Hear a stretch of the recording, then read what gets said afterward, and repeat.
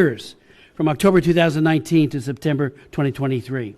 I would point out that approximately 34,000 are moderate Muslims that have been murdered in Islamic attacks, and we speak out for them as well. I have met with imams in Nigeria, and if they speak, they're visited that following week by one of these radical Islamist groups, and it's not pretty. They'll kill them or do other kinds of mischief. About 5 million Christians have been displaced and forced into internally displaced person camps, IDP camps, within Nigeria. The 2023 watch list released in January by Open Doors this past January found that 89% of Christians, 89% of the Christians who are martyred in the world are in one country, Nigeria. The targeted violence starkly highlights the precarious state of religious freedom in Nigeria. Again, we're asking the president, Tinubu, he's got to take action. And we're going to, I'm hoping to lead a delegation to Nigeria. We've got to raise these issues, but it starts at the top. I've been to Abuja many times. The president has real power. He can do it. And we're calling on him to do that. Let me also say that and I will put the rest of my statement into the record, but this hearing, we're hoping will be a catalyst for action by our own government and also by Congress and, of course, above all, the executive branch. The new president has a lot to do, and I think he'll do this, and then, if necessary, impose sanctions. Where that has happened, there is change. Where it doesn't happen, the status quo, the killing fields continue. I'd like to yield to Ms. Jacobs. And it continues when nothing is done. You hear that? Nigerians inside Nigeria have no idea the damages that this terrorism is doing. They do not have a clue, right, how culpable, right, and cover up that their own supposed governments have been on this matter as well. And like he said, if pressure is not mounted, maybe nothing will happen and the killing field will continue. Just like majority of us are just victims, awaiting victims of this failed country led by APC.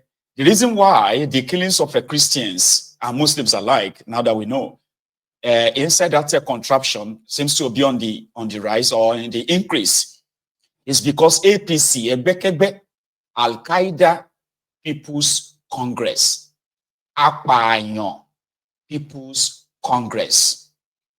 Some said all present criminals. Others say, all past criminals. It depends on how, whatever you want to give to that acronym. APC. Because APC wanted power, they introduced terrorism to Nigeria. They got power. They kept maintaining the terrorism industry, which is now a very big multi-billion-dollar industry. It is only when the government genuinely, right, decided to label this terrorist as a foreign terrorist organization, FTOs, that the government worldwide can actually probe the funding and those behind it. And this is why in Nigeria, rather than probe these terrorists, they have what is called Operation Safe Corridor. Safe Corridor for terrorists who have killed tens of thousands, hundreds of thousands of people. So let's give them this corridor, safe corridor. Just walk this way, where they call it repentant terrorism. Like the terrorists have repented because they swore by the Holy Quran. And guess what? They brag that they have over 250,000 repentant terrorists in Nigeria. Guess what? That never for once, right? Reduce the terrorism in Nigeria. How do you forgive over 250,000 terrorists? Spend over 90 billion around them every year. And none of them could give you the intel, right information on how to end the bloodbath. Because the bloodbath is being sponsored by APC. And the more terrorized the people are, the more control they seem to have. I'm talking about the APC. So if you want terrorism to end in that contraption, APC has to die. You know what I mean? Like everything that is APC, Egbekegbe, must die a natural death. And dying a natural death is in the hands of those of you, the potential victims, still will be victims. So Nigeria escaped this list, the list of countries to be sanctioned and given a visa ban in America. So these are, you know, those who are going to have their own reviewed in 60 days, those in orange and those in red. So Nigeria escaped it. How? Nobody knows yet. Let's go to River State, where another drama. Should we, before we go to River State, I have this story of this young lady who happened to be an NYSC. She's trending as we speak. She raised the alarm over the state of the country. She complains of you know, the lies being told or lies told them by the APC, including the money they promised them. You know, they were supposed to increase the alawi of the NYSC guys to 80,000 or 85,000, I think. But guess what? This was promised them since last year, April. By next month, it's going to be a whole year, Bako. And Shishi, Shengbai has not been added to the alawi. As the economy continued to nosedive, as the cost of living crisis continued to, you know, bite, this youth copper, right, expressed herself in a clip that's gone viral. And what followed, what happened after that, will shock you. Watch this. I genuinely feel so overwhelmed, and I feel like if a lot of Nigerians come out and start speaking on what we are actually going through, then maybe changes will be made in the government. Don't you guys think? And this video, I just want to say to our president, I don't know if there have been any other president that is terrible, but you are such a terrible president. It is so hard. So I'm coming from the supermarket where I went to get foodstuffs, and everything has gone up again. It's just like every single week prices increase. I want to know, what is the government doing about this increment? Is there going to be a particular time where prices will stop going up? Is there going to be a particular time where things are going to go back? Guys, why am I going to get a crate of egg and they're telling me it is 6.5? It doesn't make any sense that egg will cost 6.5. Like, I literally can't remember when egg used to cost 800. And I'm so overwhelmed because this is literally my first time doing this adulthood thing alone. This is my first time moving out of my family house. This is my first time living by myself. And not just that, after I left the supermarket and I got home, my security is bringing NEPA bill, and NEPA bill has gone up by 2 times. Like, it's insane. I can't keep up with these bills. I am so overwhelmed and I'm so exhausted. Every single money that I have been making, I'm using it to pay bills. I don't even get to live properly. The craziest thing was, you want to go out to a certain location with your friends, and Uber is about 25,000. Like, even Uber, that we can't even take Uber. It is crazy. Like, why are things so expensive? And let's not even Lagos stinks. Lagos smells like shit. If you say, okay, I want to take a walk, I'm depressed, let me just take a walk, you can't even take a walk. Like, the place smells like crazy. Why does an entire state smell like this? And what is the government doing about the bad smell?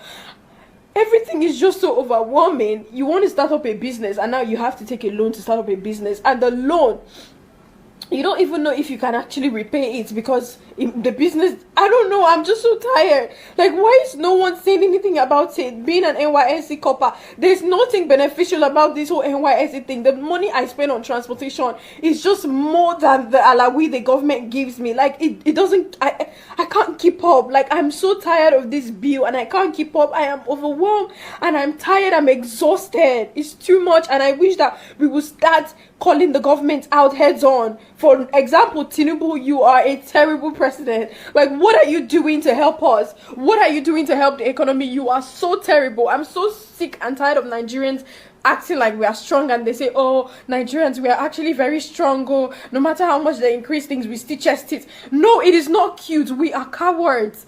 That is a cowardly behavior. You don't stand to ask people, oh, why is this expensive? For example, MTN, what the fuck is even even going on?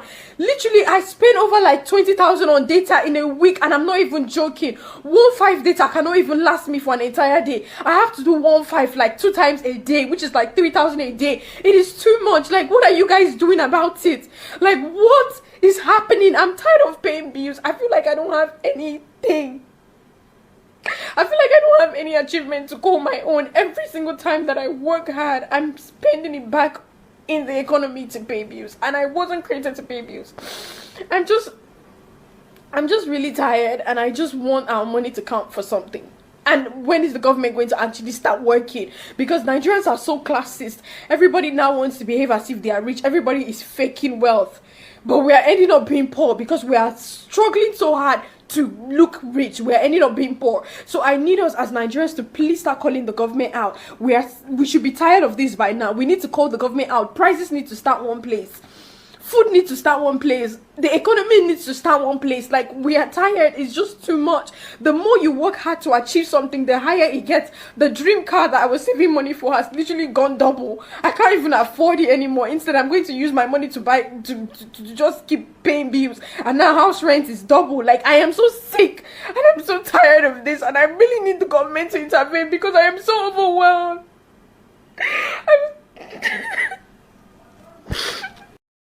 I'm highly disappointed of Nigerian government because the Nigerian government were highly disappointed in them due to foreseen circumstances. Definitely, I'm one of those people who are proving people should die in coronavirus is more better than people should die in hungers. Hunger kills more than coronavirus because some people are less privileged. Due to foreseen circumstances that I said it, some people are less privileged, which they are based on daily pay, which are not even based on salaries.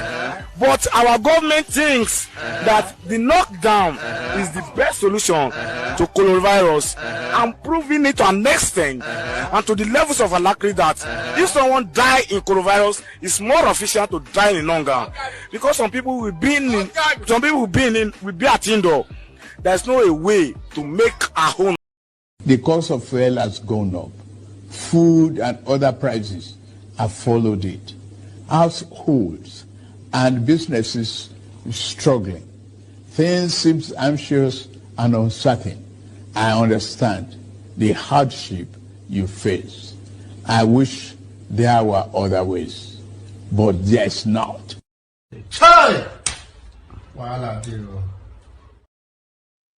There is none. My dear, I understand your frustration. Seriously, I do. But until people begin to take their own destiny in their own hands, confront their fears, it seems like you are in for a long ride. The rotten system doesn't just exist on its own. The rotten system exists with other structures or factors that kind of like enables it. Gen Z is tired. Gen Z, right? Who is paying bills for the first time. And she said, I wasn't born to pay bills. I understand. But there is no end in sight. There is none. I wish there is. There is none, according to Tifnubu. She said a lot. Unfortunately, those who claimed to be from the NYSC decided to call her. And guess what? It is Nigeria. They didn't call her to probably help and say, come, young lady, we understand what you are going through, okay? If you want to talk to someone, we are here to talk to you, okay? A lot of people are going through it right now. So are you. But let's see what we can do to help you. That is what normally would happen in a working system, not in Nigeria. Do you want to know what they did to her? They called to threaten her. And as a Gen Z, she recorded the phone call posted it on social media. They said, how dare you abuse or criticize Tiknumbu on social media? So we're just going to terminate your NYSC and make sure that you don't have any certificate that you served. We'll punish you for daring to criticize Tiknumbu on social media. About they threatened her. Watch this. So guys, yesterday I made a video talking about the Nigerian government and how terrible President Tinubu is, and I was crying in the video. So 30 minutes ago, I just received a call from the NYSC board, starting with the secretariat before the LGI, and for the secretariat, for the NYSC secretariat, I'm going to attach what she said, some of the things she said, so you guys will hear. Are you normal? I wasn't insulting the president, ma. I was only asking for accountability. Hold down that rubbish you put there. Ma, are you threatening me? Hold down that rubbish. You are not talking to your mate. Ma, she called me and she was shouting and she was threatening me to take down the video. And in my first mind, I'm like, wait, how did they get my phone number? And then I realized that every NYSC copper has to fill a file with your phone number and your address. I'm like, these people actually have my house address and they know where I'm staying. And now they have started calling me first to threaten me. It is so bad that you can't even just pick up about the government because they feel like they have chains to hold you. You're already calling me to threaten me. And this is, I will literally attach what she said so you guys can hear. She was telling me that I was insulting the president. I never insulted the president. I said he's terrible. That is not an insult. It is a statement, and I did not go on and start saying, oh, Tinubu, you're this, you're that. I just said he's a terrible president. And it's okay for a government, for a body to identify that, okay, this person is actually terrible at their job. So why is it a problem that the NYSC government, NYSC secretariat, or NYSC board will call me to threaten me? Like, why is that okay? That I can't speak up for something that is directly hurting me? Why is it okay that they will call me to threaten me under 24 hours that I made a video? Why can't Nigerians speak up? Why are they holding us in chains? Why do they feel like everything that we do, they have ways to control us? Let me tell you guys something, NYC board or whatever. If you guys have come together and you like, maybe you're not calling me one by one to threaten me, that's fine. You can do whatever you want to do. Because I know that you guys already have plans. The one that this one is calling me, the next person is calling me, that's fine. But now I'm putting it out here so you guys will see and you guys will know. NYSC, they have my house address and they are started calling me to threaten me. So in case anything happens, you will be very much aware where the problem started. Because I did not say anything I shouldn't have said. The Nigerian government are not doing anything about the inflation that is happening. And it's causing us to be very depressed. I am depressed and my bank account is going to zero and I still have to live every day. And I'm asking the Nigerian government to do something about the inflation. And instead of me to get a call and say, okay, we are working on it, I'm getting a call saying that, oh, you're very stupid. Why did you do that to Tinubu? Take down that video. You did this, you did that. I just want you guys to know that this is what the NYC board are doing. And in case anything happens to me, because they have my address, you guys know who to hold accountable. So guys. So it's unfortunate, darling. You know, so it's unfortunate. The bad governance doesn't kind of like exist in isolation. There are components, there are bodies, organs of those who ensure that a worse government, all right, continue to exist. You know, I sympathize with you, media. I do, but it is what an average people faces in that contraption. You're on your own. You can't speak up. You have no real rights. They say you are a citizen of Nigeria, or isn't it better for them to actually call you the slaves in the plantation called Nigeria?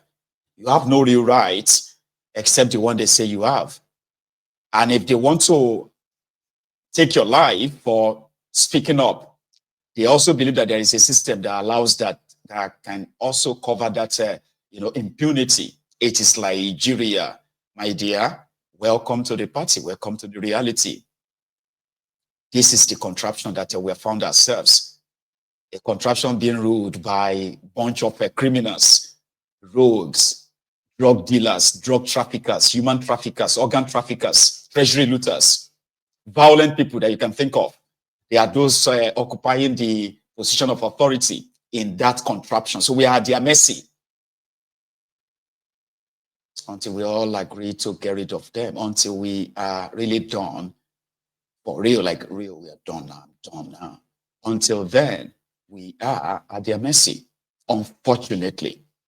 Young people are being exposed to a frustrated life, depressed life, and people are actually speaking less of that.